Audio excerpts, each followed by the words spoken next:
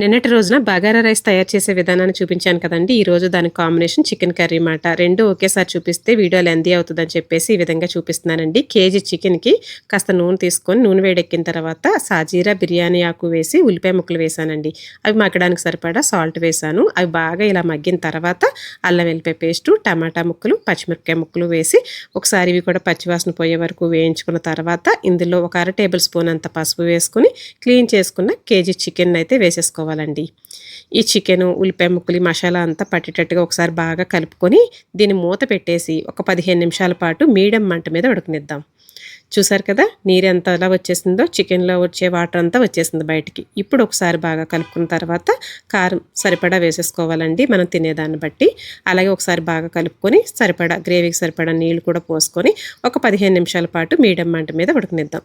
ఇది నిన్న బగారా రైస్ చేశానని చెప్పాను కదండి, అందులో పెట్టిన బొట్టులో బిర్యానీ మసాలాలండి. ఇవన్నీ కూడా కాస్త ఇలా ఆరనిచ్చామంటే మరి నెక్స్ట్ ఇందులోనైనా వాడేసుకోవచ్చు పౌడర్ చేసుకొని. అలాగే ఇదిగోండి, ఇంకా కర్రీ అయితే ఇలా ఉడికింది కదా. ఇప్పుడు 1 టేబుల్ స్పూన్ అంత ధనియాల పొడి, 1/2 టేబుల్ స్పూన్ అంత గరం మసాలా పొడి, అలాగే 1 టేబుల్ స్పూన్ అంత నువ్వుల పొడి వేస్తున్నానండి. గ్రేవీ చిక్కగా ఉంటుంది, కమ్మగా ఉంటుంది అన్నమాట. ఆల్రెడీ మనం వాడే నూనె కూడా గానుగ నూనెనండి. ఇలాగ చక్కగా ఒకసారి కలుపుకొని అన్నీ కలిసేటట్టుగా ఇంకొక 10 నిమిషాల పాటు సిమ్లో పెట్టి నిదానంగా ఉడకనిద్దాం. గ్రేవీ అంతా చక్కగా దగ్గర పడుతుంది. మనకి పలచగా కావాలంటే పలచగా, ఇంకా దగ్గరగా ఎగరాలి అనుకుంటే ఇంకా దగ్గరగా ఎగరబెట్టుకున్న తర్వాత ఫైనల్గా కొత్తిమీర వేసుకొని దింపుకోవడమేనండి. ఎలా ఉంది కర్రీ? నచ్చితే లైక్ చేసి సబ్స్క్రైబ్ చేసుకొని చూడండి.